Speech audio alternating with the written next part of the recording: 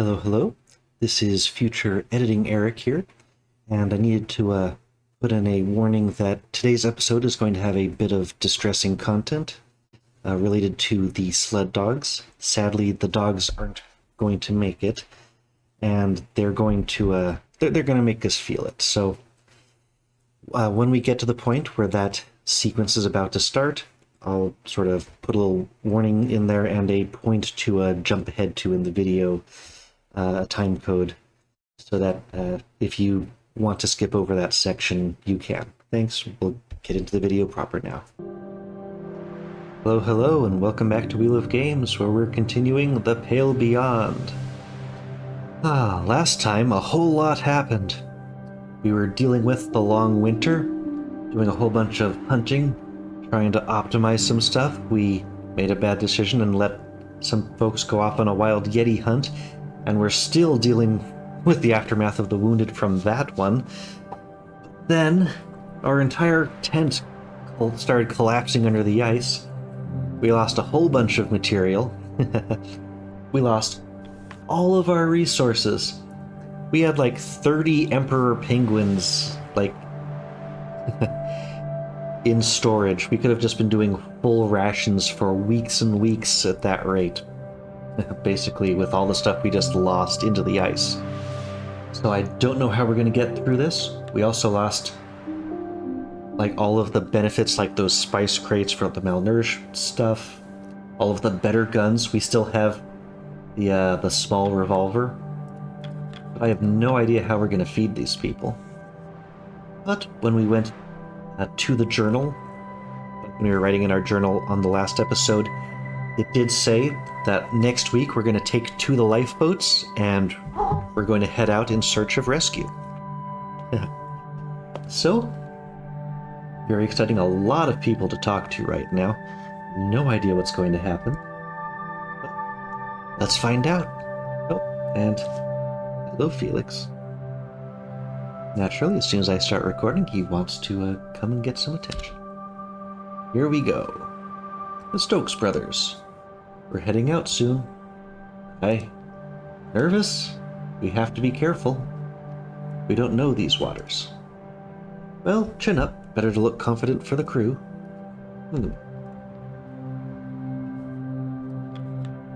Oh, Captain, I'm just triple checking my notes. I'll kick myself if I end up leaving anything behind on the ice. Now to hope my report doesn't take a dip in the ocean. Do we really have to go out onto the water? You scared? Yes. Can't exactly get to land without crossing, can we? Ice breaks off and moves. In the right direction? Maybe not. The glass. This is concerning. What is it, Harriet? All reading hint at a fog rolling in, a thick one at that. That bodes poorly for our sail, does it not? Perhaps we'll catch a lucky break. Worry not, our compasses will keep us steady. I mean, we were searching for that whole magnetic south thing. That's gonna mess with our ability to really rely on those. We've checked the lifeboat several times over, Captain. They're as ready to sail as they're ever going to be. A while ago, I'd have had total faith in these vessels. Now I'm less certain. Okay.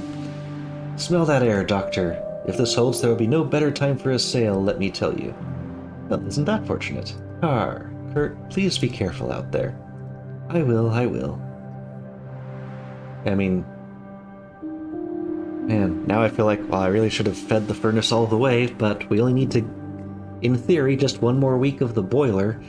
What are we going to do with the boiler when we go out into the lifeboats? Can we bring the boiler with one of them or something? A makeshift medical area? Yeah, we don't even have that anymore. And we lost all the medical comforts too, I think. Well, let's take a look. Oh hey, the scouting post. Viscount Island? Yeah, there aren't even like any things we can attempt to scout on. But I suppose that means we're on this shore. What even are we going to be able to do this week? Well, suppose we find out. Oh yeah, does this have like the list of everything we lost? Nope, it did. Man, like the -1, it was still going off of the menu after it just changed screens.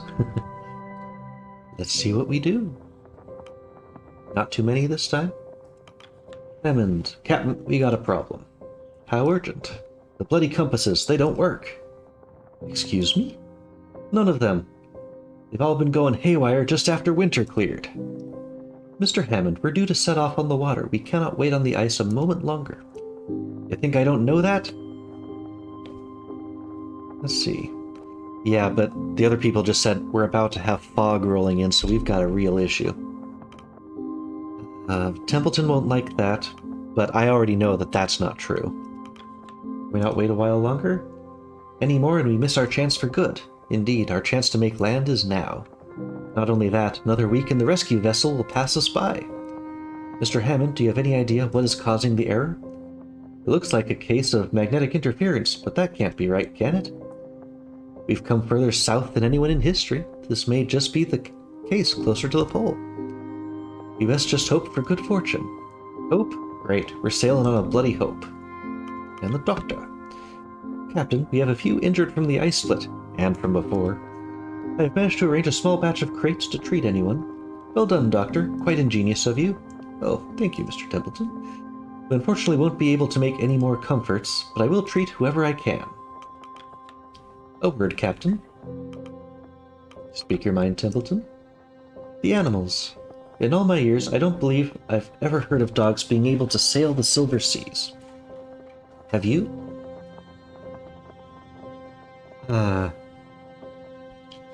He's telling us to leave the dogs behind, and Lady Cordell is not going to be happy about that. Can't say I have. One of us is going to have to break the news to the Kennel Master. Her dogs will not be joining us on the ocean. Think that hasn't crossed my mind? Then you understand what must be done. I do indeed. Yes, it's time we inform Cordell.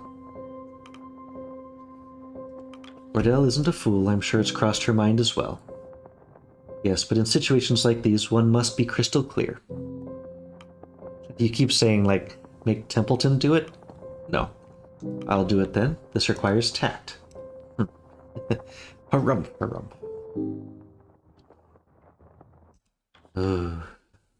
Oh, there's Cordell and the dogs. It doesn't seem like there's much else for any of us to do. Feed the pot with... Oh. How about the furnace? Oh.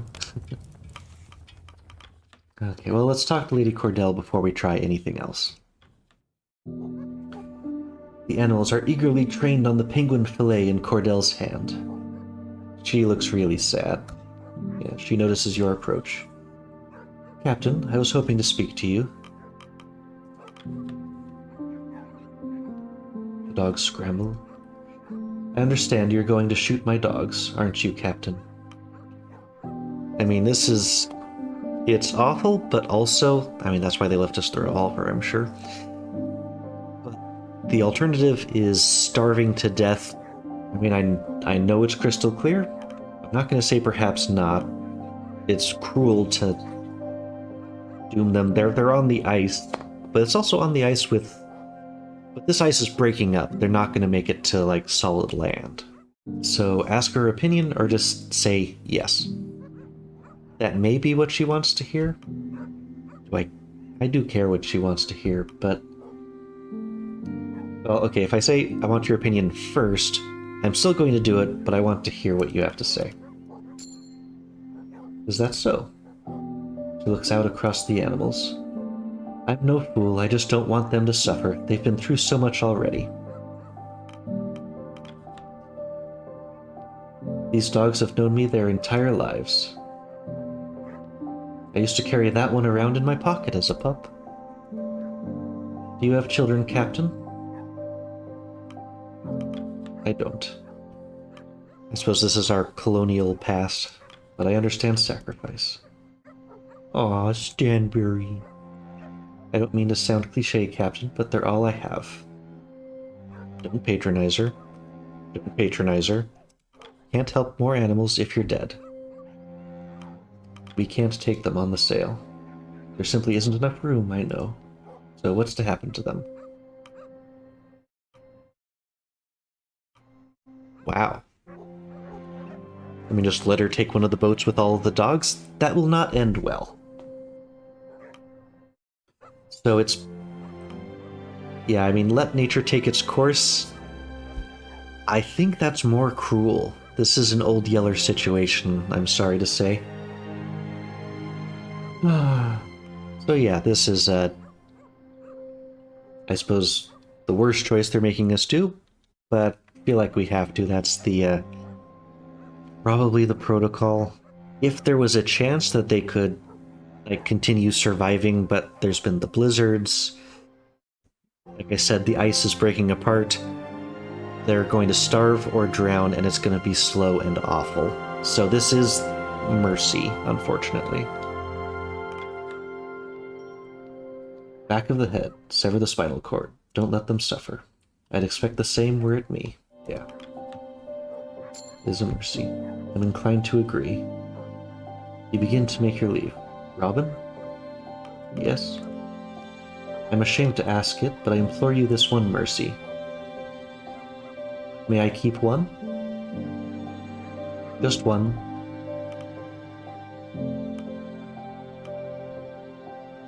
Aww. I'll need my replacement captain after all. It doesn't appear that that's going to have any terrible consequences. It tilts its head at you. Thank you, Captain. I won't forget this. Pet Stanberry and leave. You depart across the snow. They're not going to make us see a pile of dead dogs, are they? Give the order for them to be shot. They might. The news creeps through camp, the air left melancholic.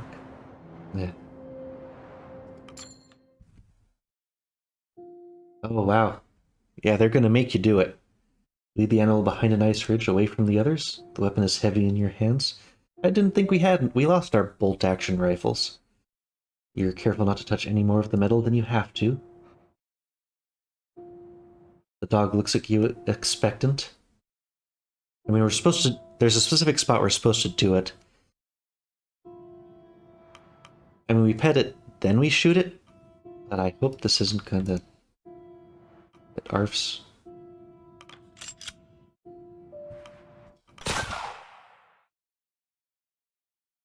It drops lifeless on the ice. Over the course of the day, the rest of the dogs are periodically brought around the ice ridge and shot by the crew. The sun glares down on the ice, mocking the day's decisions. You order the dog's meat to be harvested. We lost all of our supplies, but we should be able to send the scouts out for stuff. Left to the birds, if not the ocean.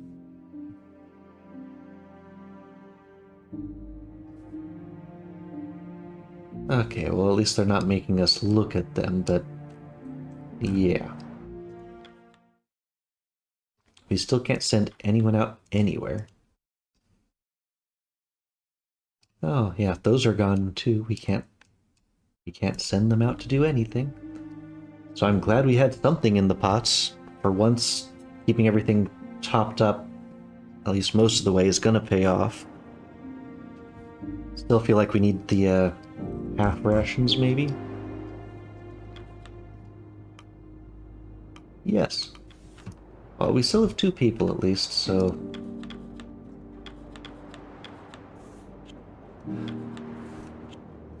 Take care of the skilled people first, Yeah, sorry. Yeah, it didn't actually work. It just went back.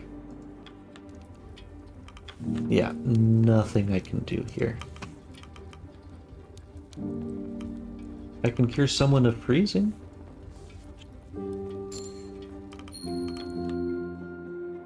That's about it, though. Have their meal in silence. Heavy air hangs over the day's decisions. The crew return to their posts. You can choose who you spend your evening with. Wow. Okay, we get to talk to everyone now.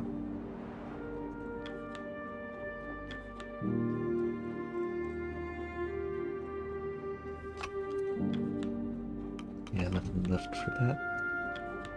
Ah, Stanberry. There. It's okay, Stanberry. Evening, Cordell, Stanberry. Stanberry stays behind their master, softly whimpering. I'm sorry if I'm disturbing you at a difficult time. I just thought I should check in. I'm sorry, I'll leave you be. Belford, wait. I apologize. May I ask you a question? Are the dogs included in that report of yours? Well, yes. I do have them listed by name. I've taken records of their shifts, but that's about it. I don't know much of the pack beyond that. Would you like to? I can tell you how they lived. Perhaps creatures such as they are less deserving to be eulogized. I disagree. Your dogs kept this crew alive, didn't they? They have just as much claim as being heroes and explorers than any of us. And we repay them with the mercy of a quick death. It hardly seems a fair trade, does it? I'm sorry. You did not pull a trigger, nor would I begrudge you if you did. It was a necessary act. Still, tell me about them. I wish to know more. Well, I suppose I should start with Stanberry, shouldn't I not? Stanberry is... Some last-minute checks? Nah. No? Not last minute. Last-minute checks come the morning we leave. Oh, well, it doesn't hurt to be thorough. Anything can change. No chances. You seem concerned. Does it hurt to be? No, not at all. You seem to be doing well. Considering the circumstances, I am. Thank you, Grimly. I get some rest. Those poor creatures. They would not have survived out here. Killing them was a kindness, as unfortunate as that is. Mostly I'm concerned for our kennel master. Indeed, this cannot be easy on the woman. That kennel was all she had. Not pretty, is it? But necessary. Don't know if Cordell will feel the same. I'll miss the wee beasties. Those poor beasties, I didn't want to have to do that. Would you rather have left them here to wither away? Of course not, Cavity, but I played with them every day, having to look them in the eye before pulling that trigger. I know, that's a look I'm never going to forget. Rough, that. Did we really have to shoot them? It's kinder than leaving them out here to starve, Timmy. Doesn't feel kinder. I know, son, I know, but it was.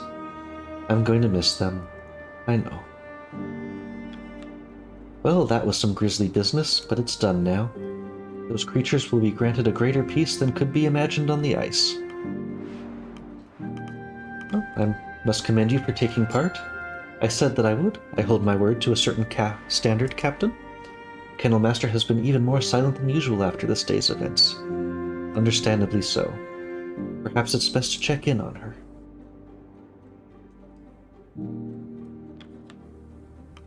Yes. Still nothing for any of this.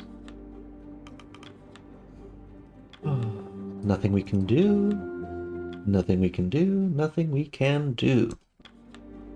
Let's end this week. If this actually is the end of the game, then I'll feel dumb for having... I may attach this to the previous video. Here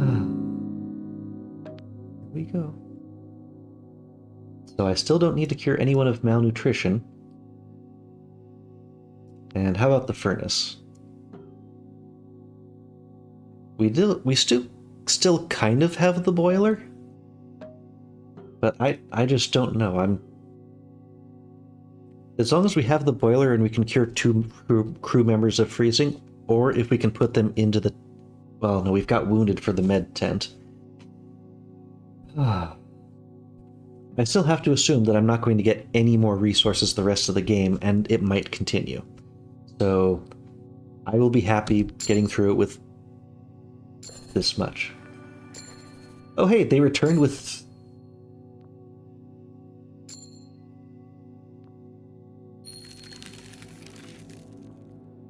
This was from, like, the previous week. Did we just never get... It got interrupted. So it's just happening now? Okay, we got some leopard seals and a whole bunch of emperor penguins, so... We have so many freezing... Wow. Yeah, 4 wounded. Yeah, I mean... The freezing thing was based on a different understanding of what was going to happen. Start next week, question mark? Week 37, week 38. 2 weeks at 4th camp. Okay. +5 decorum. Saved game. Well, okay, let's talk to them first. Shaw, almost ready to set out? That's good to hear. It'll be a relief to get off this ice. Still need to assign the crew to their stations. Plan carefully, Shaw. Don't know what we'll face out there. Everyone needs to pull their weight. Anything else, Captain? Wow, we've been holding onto the hat for them. Oh, and that last option, I'll see you once we make land. He might appreciate that. Like it's a memento of him. We never found the captain.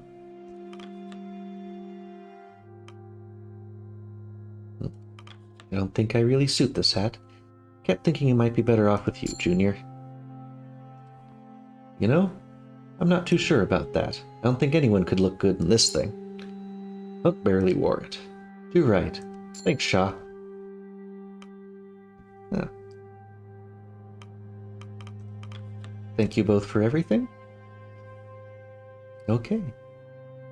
Scouting post, how do things look? I mean, if we went to that side of the ice, wouldn't it be so much closer of a trip? But then again, our compasses aren't working. So who knows, we may all go the wrong direction together. Oh yeah, let's feed the pot. Ironically, I've got some food I could put in. Also for the furnace. Kind of funny, but yeah, we got problems with freezing. But well, actually, we're at the end of the sliders, so maybe we just have to make it to sea. I don't know, but let's see if there's any requests. I believe it's time we set sail. This is our only chance to make land. Stoke brothers are waiting for you by the shore. I'll not pretend to be adept at nautical matters. I trust you will choose your boat captains and allocate the crew wisely. Everyone has frostbite or are wounded and are invalid right now. We don't have the medical station. Ooh boy, I don't know what I can do about any of that. Prepare for the open sea sail? I mean, there's no reason not to use what we've got. Actually, yeah. Let's cure have as many people as we can before going out to the boats. This might help. So we'll just do it in twos? Oh right, we lost the bonus, so we may as well have done all three together. Because we don't have that bonus anymore. So we could do half rations for each of those two things. This would be 24. It's not enough if I just put them all into the furnace. So I'll put these two into the furnace, and I'll put the other one into the pot. Because that stuff came in late. Any more resources? Anything for us to do? I've still got the revolver. We've got the camera, we've got the research. So what is this final challenge? Preparations begin?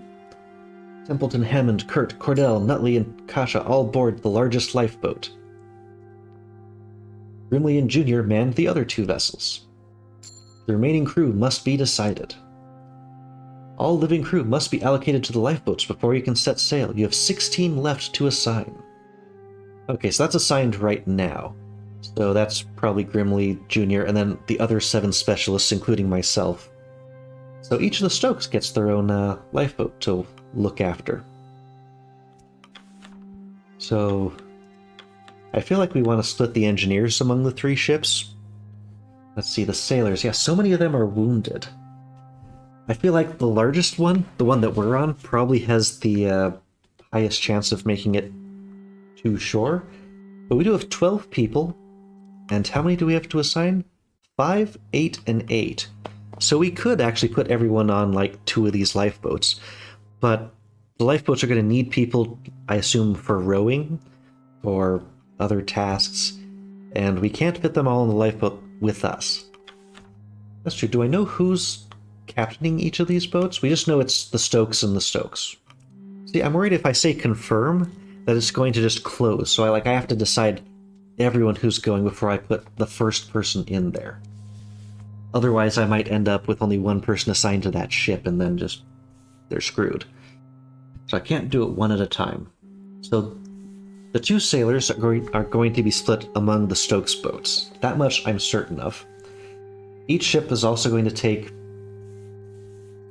2 of the wounded. Oh, we've got 4 wounded left. We could bring the wounded with us on the main boat. Okay, I'm going to think about this, and I'm just going to come back with my reasoning. Okay, so we're ready to go. So I assigned things out pretty evenly. Even though this says 12 down there, it's not counting the 4 people who are wounded. There's actually 16 to assign out of our group. Oh, it's 1 out of 9. I put 8 here. I could have put more people on those 2 boats. That's fine. I put things so they would be relatively even between the other 2 lifeboats. Okay, so the first one. We've got Runt and his Da. I've got Zach. Will. Ah, yes. Tujon and Tashi.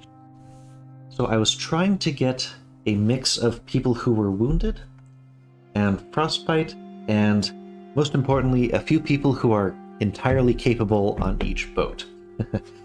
Plus, we've got an engineer on each of the boats. We'll have a scientist on each of the boats. I've put the Glossleys together. And Mr. Templeton's on our boat. So if any of the boats survive, there will be a scientist, there will be an engineer, there will be a scout. So yeah, first boat has those 6 people in addition to either Junior or Brimley. So yeah, lifeboat 2. They board the vessel. You have 10 left to assign. Okay, the other smaller lifeboat? We've got... Let's see, yeah, I put the engineers in first, so Grips and Dick. And then the 2 Glossleys. And then Yorick. So we've got hopefully a very capable person there. Plus the 2 engineers are also very capable. And we're giving them Tucker, who has a lot of damage, so he's basically the person that they're looking after on this boat. I'm not expecting the scientist to be particularly strong in terms of like the seafaring stuff. I suppose this particular boat is light on the seafaring people, but they've got extra specialists who are in relatively good shape, so hopefully that will work out. Okay, so now for lifeboat 1, it's pretty much the people who are left. So we've got Flick. Okay, they're all assigned. And then Cavity. I wanted to make sure we had 1 able seaman on this boat, even though we've got all the specialists. You know, who knows? And then we've got Lefty and Gnome. So we're taking 2 of the invalids on the bigger ship, where we can hopefully spread out the work a little bit more. So, that is everyone assigned. They board the vessel. We are ready to set sail. Let's go. This may be the end of the game. You'll not be able to return from this point, are you sure? Camp is packed up and the lifeboats are prepared to sail. Everything is ready, Captain. All that is left is for you to give the order. See you on the other side. We're at the Mercy. We might not all make it. Yeah, they need some energy here. Let's get off this blasted ice. I'll see you all on the other side. It is 2:15 in the afternoon. For some back home, the end of lunchtime. For you, the beginning of a countdown.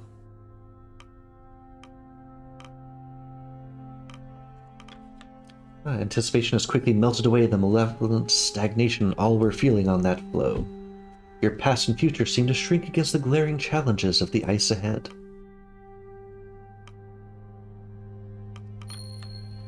The rank and order you're accustomed to will matter little out here. Here is a land of chaos, so you must be willing to adapt. Stroke. The boats lurch forwards, bobbing side to side, parting the inky waters. Stroke. You are gaining speed now. Stroke! Hey, there's our lifeboats going through. A cadence is reached by all those rowing, the oars lift in unison, and we enter the fog. Uncomfortable for most, the crew has arranged the equipment as best they can to lift their sitting position to account for the raised edges of the boat. It's not long before Nutley begins a periodic ritual of dry heaving over the side of the boat between his turns rowing. Kasha curls over her camera, paranoid of any moisture that may enter its mechanisms. Continue to sail! The fog finally clears to reveal the ice around. And we're all iced in again. Oh, well, we just managed to dodge that one.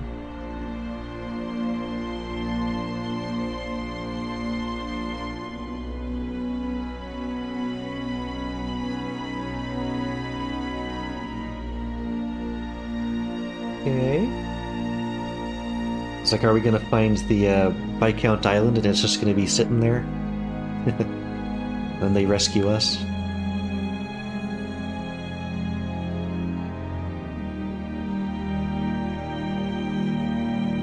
And then a fourth boat joins us. Hey, it's the captain! Now it's time for all that loyalty to come into play that never happened. Never meant anything the rest of the game. This mechanic buys. Oh, what's on the sides? Just, I guess, really, really big icebergs, huh? Sorry, I'll stop ruining the moment.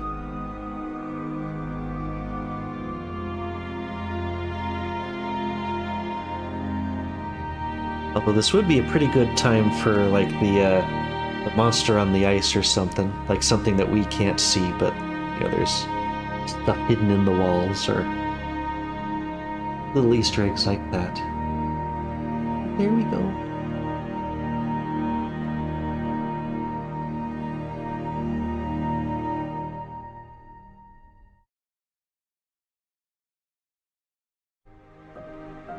Ah. We're still playing. Terrifying but profoundly beautiful all at once. Continue to sail. Dogs 1 out of 1. By evening, you've nearly escaped the ice. The empty ocean is almost visible on the horizon. The boats lurch. The smell is horrendous, though seemingly enticing to a large gathering of snow petrels. They shoot down from the sky at their leisure, scooping up a meal at a time. They're mackerel ice fish, I think? Are these just fields of dead fish? How do you know that? My father used to take me fishing whenever he could. Hammond stops rowing momentarily. Are you sure about that, kid? Because you've been puking for the year straight at least. Doctor goes red and tries to prove he can hold it in. Kasha furrows her brow, readying the camera. What do you think it means? It doesn't mean anything. A cold current, most likely, where the ice meets the ocean. Grimly calls from his boat. It's a bad omen. The living aren't supposed to be out here. Templeton grumbles to himself something about superstition. With the birds overhead, it's nigh impossible to avoid their droppings. At least it's warmer than the snow. One finds its way into the doctor's hair. A fresh gastral purge follows suit. Kasha looks to you, uncomfortable, shielding the camera. What do you think, Captain? Well, I suppose that's true. But we're still trying to be inspirational here. Sailors have made a career of defying where people shouldn't be able to go. Grimley's no different. I'm no different. You seem satisfied with this answer, taking a photo across the water. Cordell lifts a fish from the ocean and presents it to Stanbury. The animal smells it before shying away from the food. She drops it back in the ocean and buries herself in the animal's furs. So these are gross dead fish. After hours of rowing, you finally reach the open ocean. It's impossible to avoid the stingy sprays of the sea as they invade the boats periodically.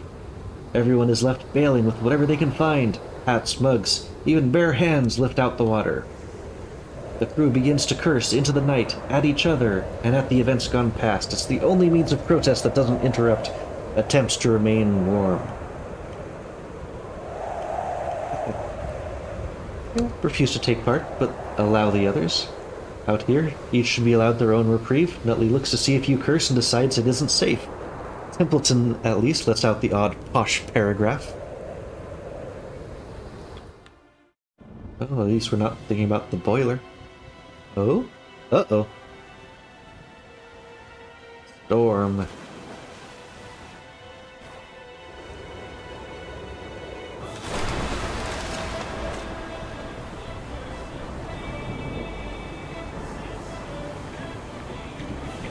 Lightning flashes to the west, followed by rapturous thunder, underscoring the sounds of the sea. Screams are lost in the thunder as large wave smashes against the boat. Rogue wave! You just about crest it? A moment passes before the other two lifeboats join you. Every sailor knows the tales of rogue waves, freak anomalies that plague seas such as these. You hear singing started by Junior. It soon infects the rest of the sailor folk defiant against the storm. The song is about three sisters dancing to seduce a sailor.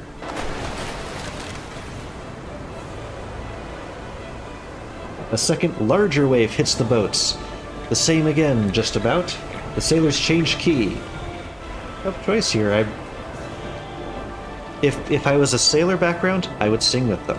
I don't know the song. As far as you're concerned, it's now just you, the tiller, and the next wave. All else doesn't matter for now.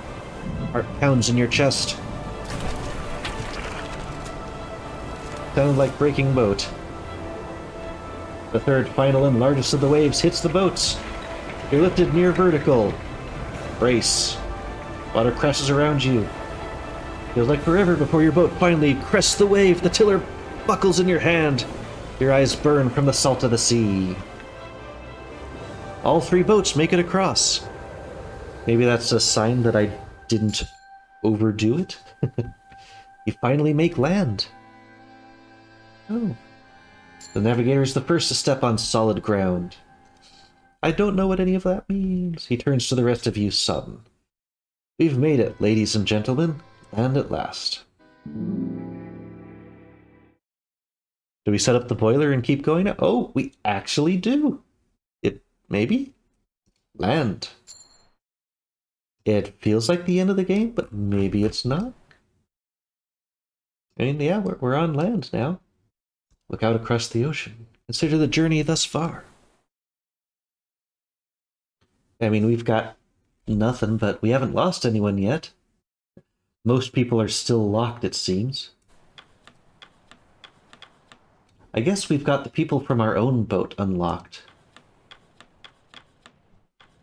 Well, now I should have kept those. Well, no, we still have those resources. They're still in the pots, after all. Nope, you would know. You would know. We can't even have the engineers do anything yet. Request tent time. Maybe the game continues. I thought that was the finale. I think he's either missing his hat or... Oh, yeah, you can see he's missing his cap. Carpenter sent me. Says we ought to get building some sort of marker. Can't say I disagree. We've made it farther than anyone else. Something to take pride in. I'll get to it on your order. He leaves. It may be in our interest to hold a small encomium, Captain. We have come so far, we should praise ourselves for accomplishing such an impossible task. That's it. We have progressed beyond the last known location of the Viscount. Answers to its disappearance may lie on this isle. Captain, once we are through here, I would recommend you scout the area for any sign of human activity. For safety, of course.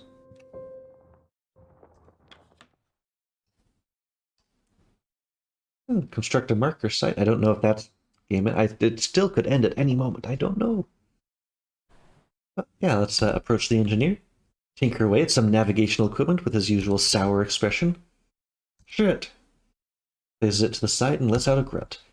Damn thing still doesn't work. Do you think it could be the environment? Hammond gives you a sideways glance. Maybe. Couldn't begin to know. Not like we have any bloody experience for this. Not a bloody soul has come this far south. Who knows what's ahead? Having trouble? Kurt approaches, a more noticeable limp on the man, forcing him to use his cane. What do you want? Still trying to get the compasses working again? Threatened that I might? I have something to declare regarding my previous actions. Carry on, Kurt. Well, I believe that in dire circumstances, pride can often take the better of us.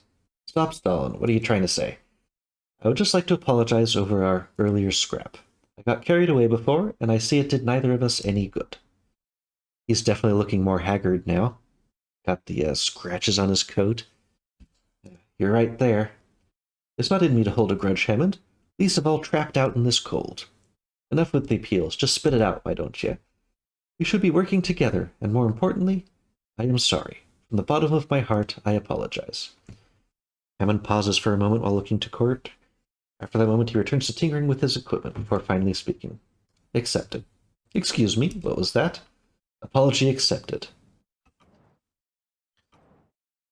Yeah, I'm not going to try to force an apology out. So I can expect you to work together from now on? As best we can, I don't think I have another fight in me, Captain. First and last, eh? I've fought before. Gonna fool me? Well, I suppose I'll be off. Best of luck with your adjustments, Hammond. There's no chance of getting them working here. We're relying on you. I'm sure I'm a relic when compared to your machines. I'm relying on you. I see. Said Sway, returning to the camp at large. Still nothing we can do with any of these. So, what's... Oh. Cross the ridge? Well, let's construct the marker first. Mark your journey. Hey, so we built a flag. Here we honor the crew of the Temperance who ventured beyond the Pale Passage and arrived safely.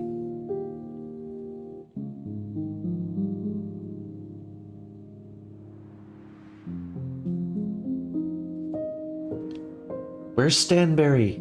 Where's Stanberry? Now we've got Lady Belford.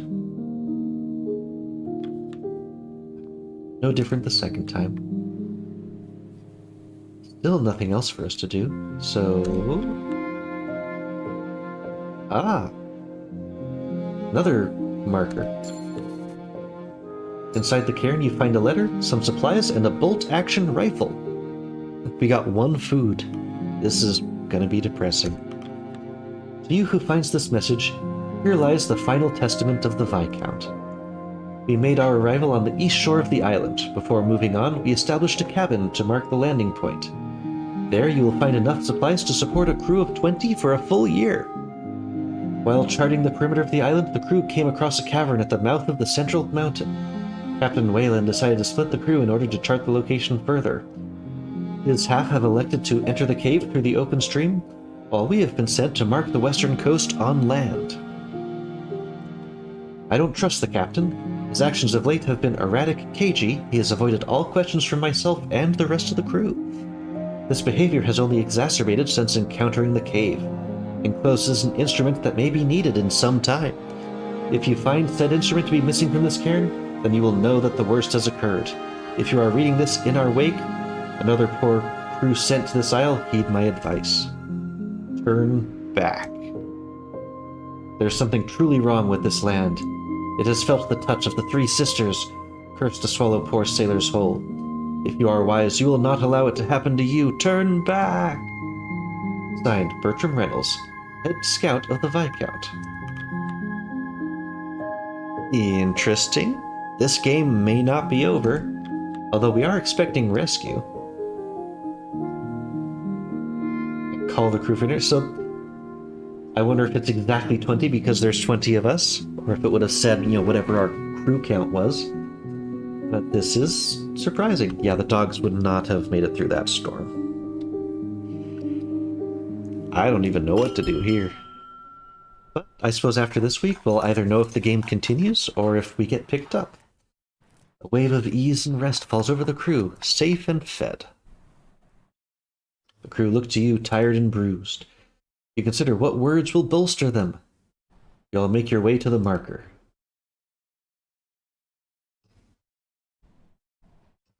Everyone is scattered about. Okay. Captain, is there something I should be made aware of? As far as I know, we're not keeping secrets. Just Templeton. What do you mean? Mr. Templeton has been snooping around, interrogating me on my report. It seems as we approach rescue, he's taken upon himself to approve of what lies in my writing. He has taken it upon himself, correct? You didn't set him up to this, right? I think he has good reasons for worry. Templeton is acting of his own accord. Good to know. I'm no stranger to people who want to omit parts of my work. I saw plenty while covering the riots, but I have no intention of censoring this report. A story not based on the truth is worthless. If I have to leave parts out or fabricate others, then was it a story worth telling in the first place? You could always gloss it up a little. See Kurt approaching. What do you mean? Well, a story can still be plenty honest, but some require a little bit of polish. What about your films? Weren't they the honest accounts of your expeditions? Ah, they were. Well, more or less. More or less. The camera adds 10 pounds. I'm certain they played up as heroic. But she knows there is objective truth, so... No good answers, but he still likes us. I'm sure the film's played up as heroics. Now, Captain, there's no need to question my accomplishments. I never faked any of my exploits. Then what did you mean by glossing it up? Well, we would sometimes wait for the shot to line up before performing some actions, or recreated some events the film crew missed in the moment, but it was all genuine. Perform? Yeah, I mean, the loyalty stuff still has never come into account on anything. So maybe the game really is going to continue. But yeah, Kurt shouldn't suggest you lie. The tricks a camera can pull.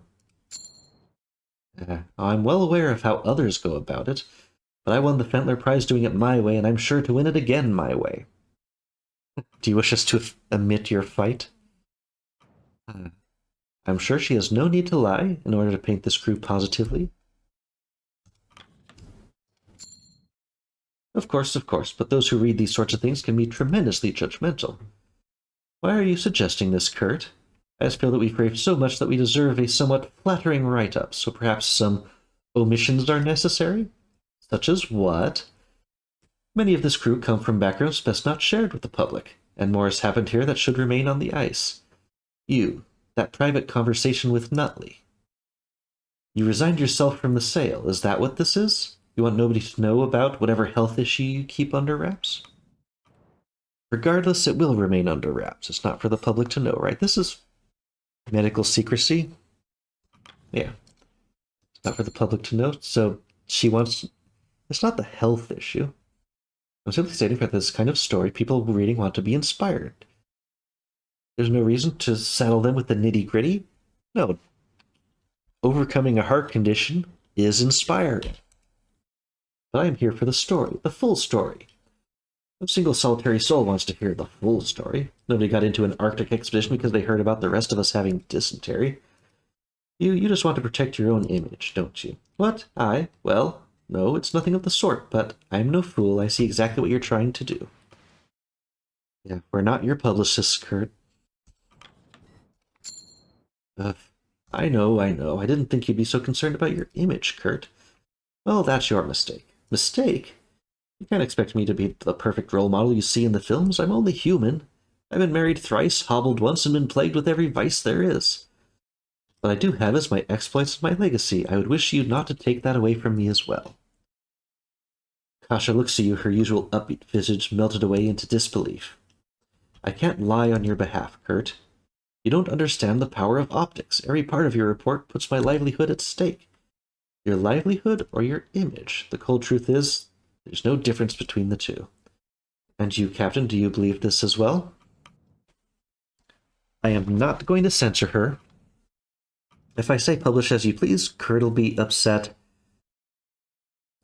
Like, yeah, let's talk with Kasha privately. Please, Kasha, take it into consideration. I can't believe you. Her image is shattered. It's simply a matter of painting a more flattering picture. That is no difficult task. Maybe not for you, Kurt. Kasha storms back to her tent as Kurt gives you an uncomfortable glance. He looks shaken by the response and, above all, appears to be deeply embarrassed. He staggers back to the heart of camp. How about the doctor? Nutley approaches you. He's looking a lot better than he used to. Captain, we've come a long way, haven't we? You've grown quite a lot in that time, Nutley. I am proud of you. Have I? Am I any taller? Before we move on, there is something I have to confess, something that I've carried on my back this whole time. don't feel right keeping it from you any further, so I allowed Captain Hunt to abandon us.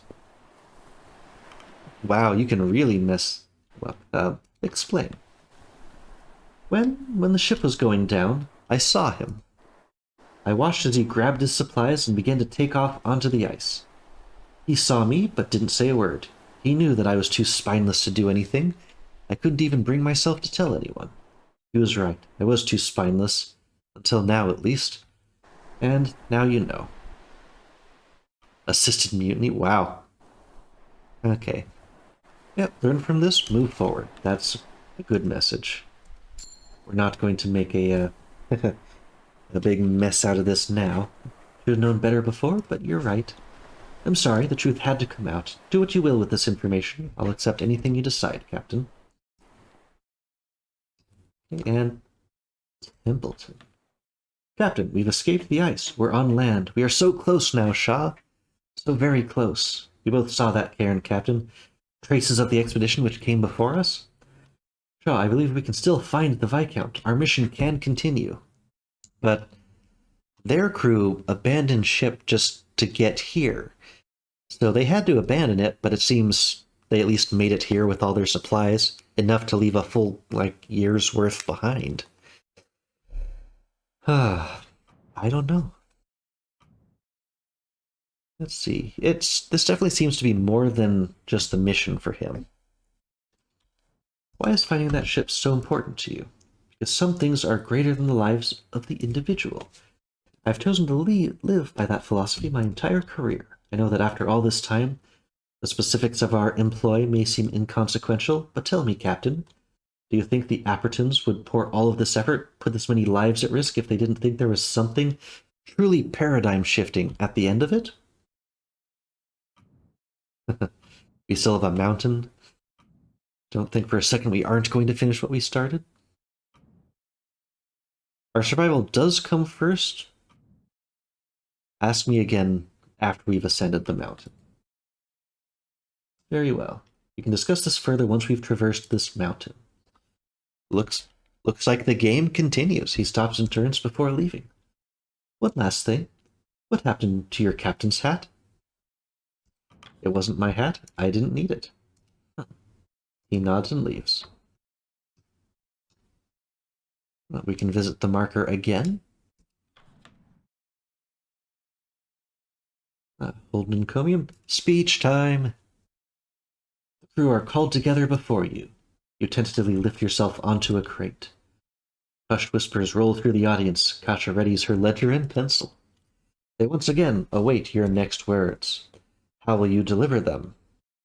I mean, the last time, this was basically when we were elected captain. Let's see. I mean, we were trying to keep the optimism up the entire time.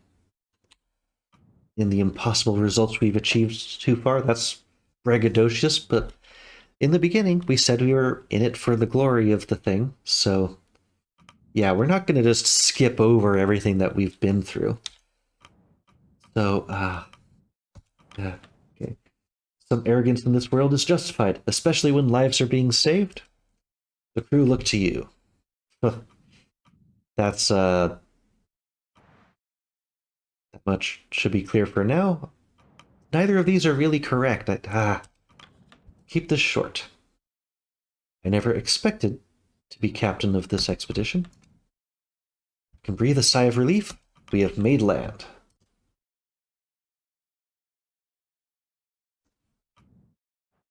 Yeah, we don't want to reflect on the kennel. We should all be proud. The end is in sight. I'm not sure that I can strictly say that. Our work's not finished yet. We still have a mountain to scale. We all saw the cairn from the Viscount. Across that path is safety, a cabin with enough supplies to last us until rescue. Here's his throat. What is our current priority, Captain? Oh boy, this is another huge decision. So, say we're heading home? We're so close to the Viscount now? Oh, I guess I'm just really wishy-washy. I don't want to promise things until we have a better lay of the land. We're going up that mountain. We'll know our next course of action from there. Kirk gives a nod. The assurance of solid grounds. Oh, hey, everyone's happy. Well said, Captain. Indeed. Well, we don't have much time. Best be moving on. Back to work. The crew are granted the time they need before they eventually disperse, returning to their roles at camp. So is this actually continuing? Is it the marker of the pot? We've got nothing to enter into any of these, so we might as well go just straight to the evening. No idea what's even going to happen from this point. You dream you're back on the Temperance. Editing Eric here again. I needed to break apart that long last episode into 2 parts, so we're getting really close to the end this time. See you in the next one.